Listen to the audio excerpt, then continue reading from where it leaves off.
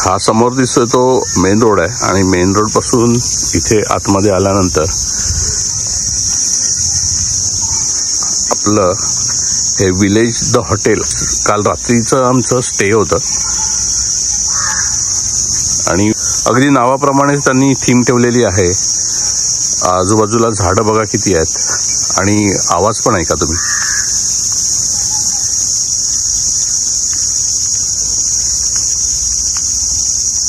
अगदी जंगलात असल्यासारखा आणि गावाला असल्यासारखा फील आहे. आणि इथून कॉटेजेस सुरू होतात.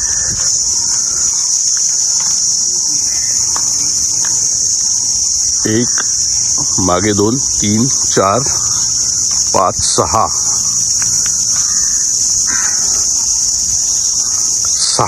कॉटेजेस आहेत आणि एका कॉटेजमध्ये 3 ते 4 रूम्स आहेत.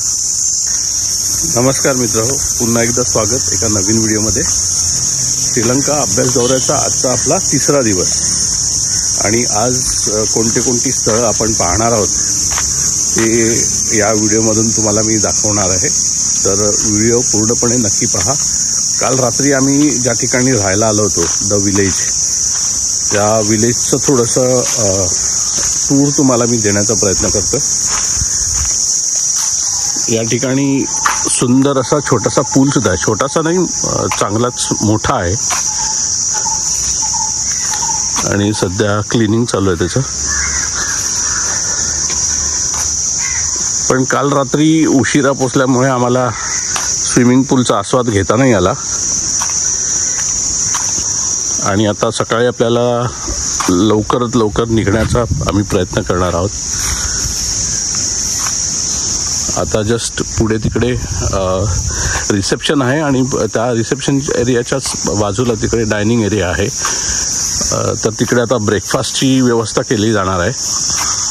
तर आम्ही आता आमचे जे लगेज आहे, आपली ती बस आहे पूर्ण प्रवास करण्यासाठी. ही आपली रोजची प्रवास करण्याची बस आहे. Good morning. ब्रेकफास्ट रेडी ना? ब्रेकफास्ट रेडी आहे. ओके. हे आमचे टूर गाईड आहेत, बंधू. Travel agent. Travel, okay. I have company, Yasodhara Tours. Okay okay.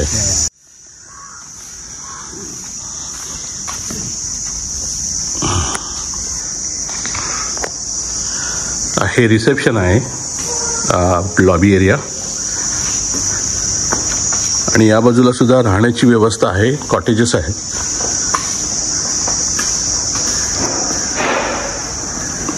हा डायनिंग एरिया आहे.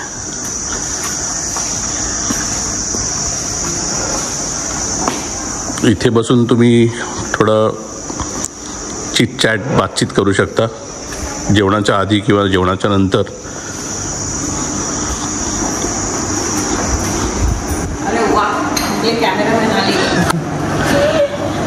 ब्रेकफास्ट लागलेला आहे.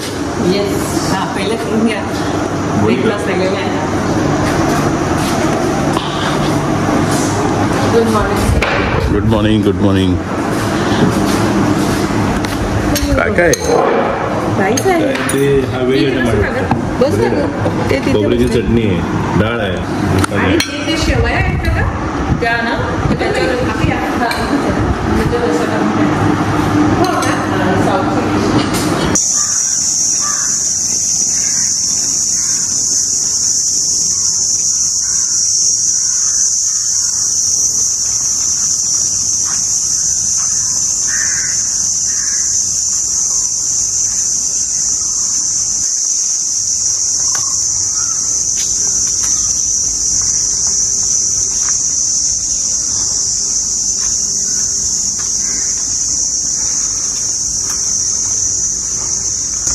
ही आपली रूम आहे.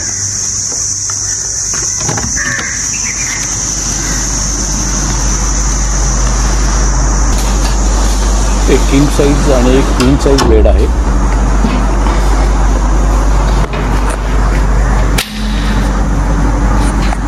हे टॉयलेट आणि बाथरूम.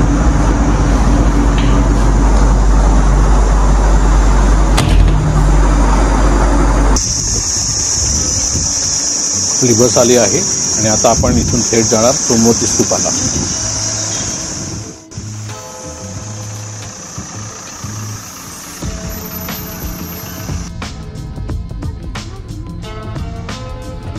हा तलाव जो तुम्ही पाहताय तो आहे पोलनारुवा तलाव, ज्याला पराक्रम समुद्रम सुद्धा म्हणतात. पराक्रम बाहू पहिला राजा जो होता सन 1153 ते 1186 या कालावधीत त्याने पाणी आणि शेती याच्यासाठी हा तलाव बांधला आणि हा मानवनिर्मित तलाव कृत्रिम तलाव आहे. 2500 हेक्टर क्षेत्रफळावर हा तलाव पसरलेला आहे.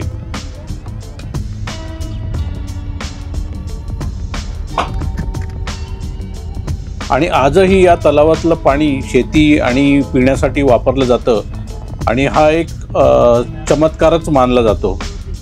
याच्यात मासेमारी सुद्धा होते आणि पोलनारुवामधलं एक महत्त्वाचं संसाधन आणि लोकप्रिय ऐतिहासिक स्थळ हे आहे.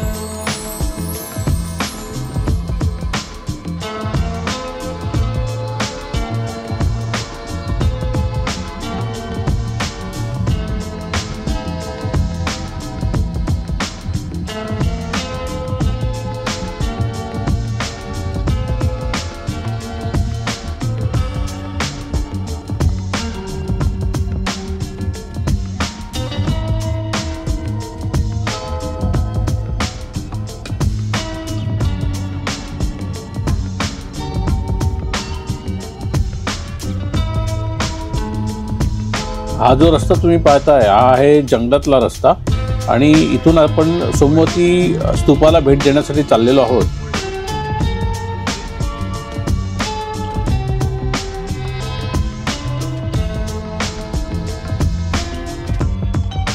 हा वाईल्ड लाईफ एरिया आहे आणि इथून हत्ती वगैरे जे वाईल्ड लाईफ आहे रस्ता क्रॉस करत असतात, त्यामुळे इथे रंबल स्ट्रीप दिलेल्या आहेत. 30 किलोमीटर प्रति तास वेग मर्यादा वाहनाला दिलेली आहे.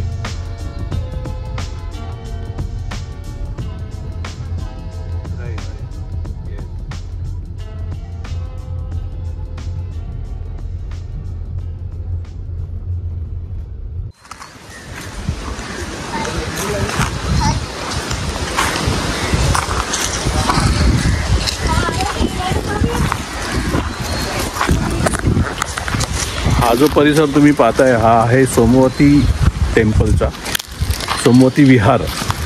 हे जे ठिकाण आहे अतिशय महत्त्वपूर्ण यासाठी आहे की इथे म्हटलं जातं की भगवान बुद्धांचा राईट टूथ रेलिक या ठिकाणी आहे, त्यामुळे या स्थानाला फार महत्त्व आहे.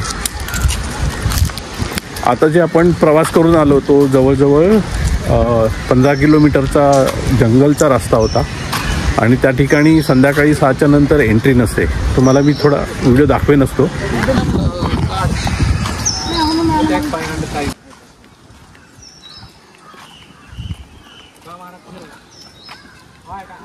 आता इथे पुढे डाव्या बाजूला तुम्ही पाहू शकता एंट्री तिकीट घेण्यासाठी आपण जायचं आहे.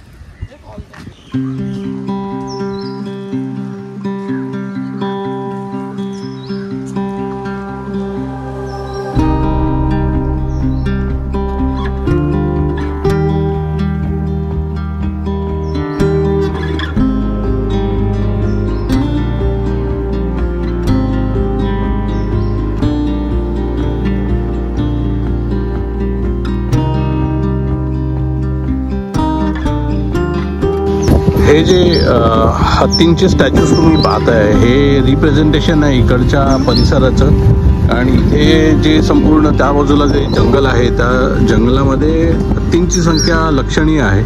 त्यामुळे हा जो रस्ता आहे येण्या जाण्याचा तो संध्याकाळी 6 नंतर बंद केला जातो.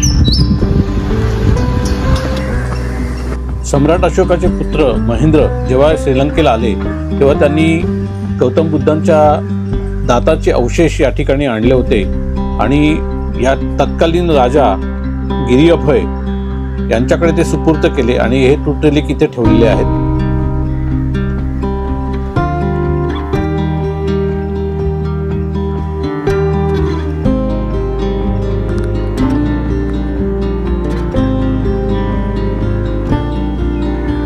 सोमवती स्तूप हे श्रीलंकेमधलं सगळ्यात जुनं स्तूप मानलं जातं. राजा कवंतिस्स याची बहीण आणि राजकुमार गिरिअभय यांची पत्नी राजकुमारी सोमवतीच्या नावावरून ह्या स्तूपाचं नाव पडलेलं आहे.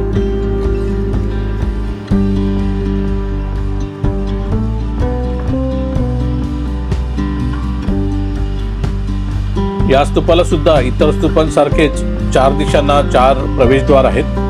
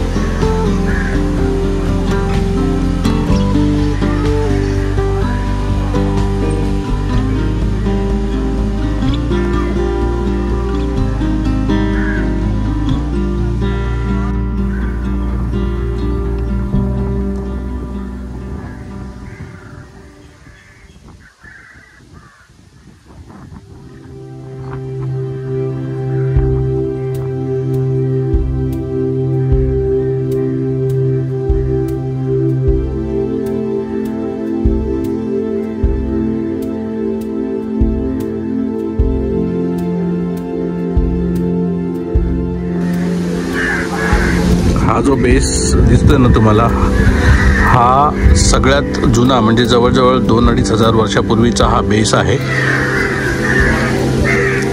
आणि हे वरती तुम्ही जे पाहताय हे पांढरा चुन खडीने जो रंगवलेला स्तूप आहे तो नंतरच्या काळात बनवलेला स्तूप आहे. आणि इथे काचेतून तुम्हाला दिसत असेल समोर, हा ओरिजिनल बेस जो आतला जो आहे तो आहे.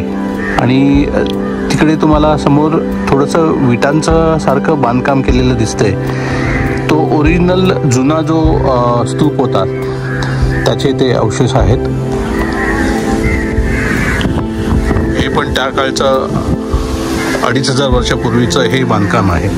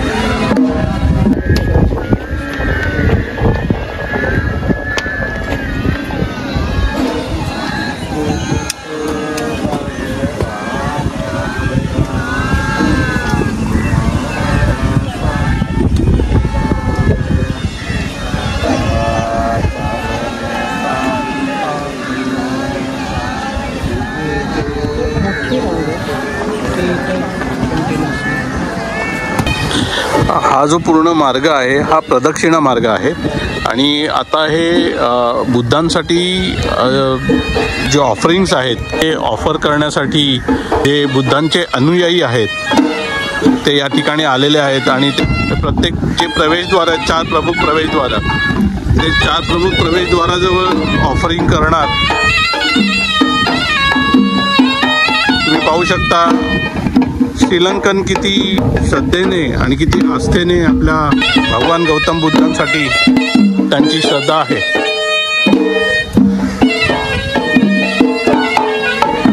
ही पूर्ण प्रदक्षिणा ते आता करतील.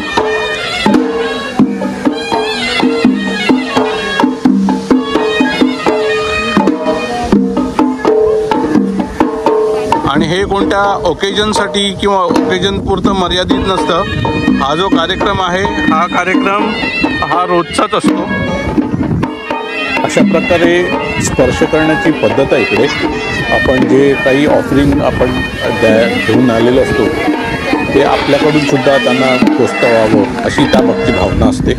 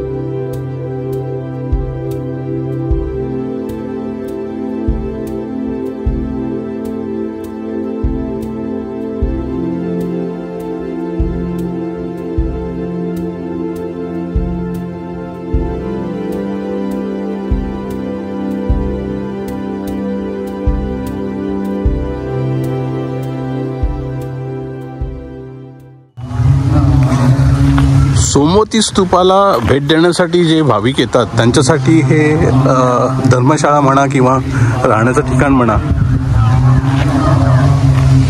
ही धर्मशाळा आहे. सगळं जे लिहिलंय ते सिंहली भाषेमध्ये लिहिलंय त्यामुळे आपल्याला काही कळत नाही त्यातलं. आणि समोर तिकडे स्तूप आहे. श्रीलंकेत आल्यापासून एक मात्र गोष्ट नोटीस केलेली आहे ती म्हणजे इकडचं क्लीनलीनेस. इथली जी मंडळी आहे ती क्लीनलीनेसच्या बाबतीत फारच जागरूक आहेत. आणि इवन इकडचे रस्ते सुद्धा पाहिले, परिसर पाहिला, सगळीकडे क्लीनलीनेस नेक्स्ट लेवल.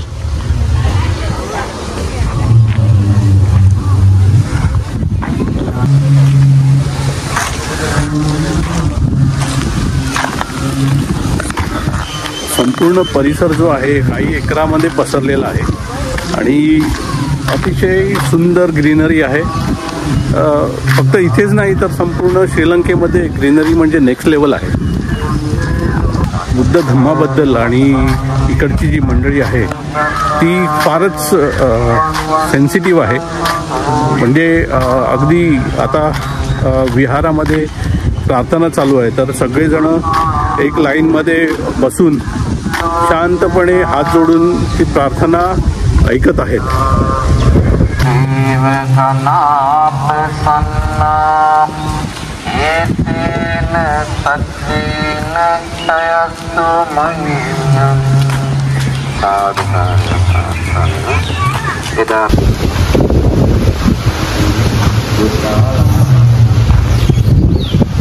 हा केवढा मोठा पार्किंग एरिया आहे बघा. हा संपूर्ण एरिया जो दिसतोय हा पूर्ण पार्किंग एरिया आहे.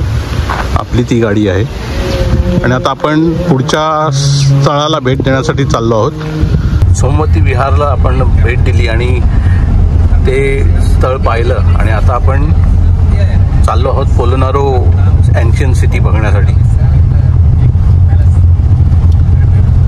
जसं मी तुम्हाला सांगितलं की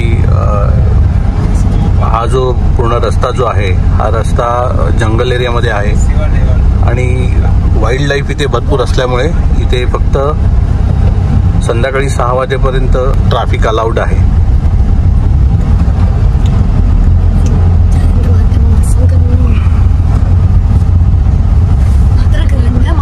इकडे वर बघा एलिफंटचा फोटो आहे.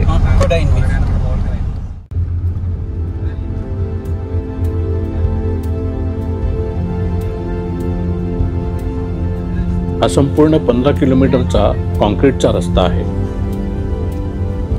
आणि आजूबाजूला तुम्ही पाहू शकता पूर्ण जंगल आहे आणि हत्तींची संख्या इथे खूप जास्त आहे. त्यामुळे या रस्त्याला क्रॉसिंग करताना काही ॲक्सिडेंट वगैरे होऊ नये म्हणून या रस्त्यावरती फक्त संध्याकाळी 6 वाजेपर्यंतच वाहतूक अलाउड आहे.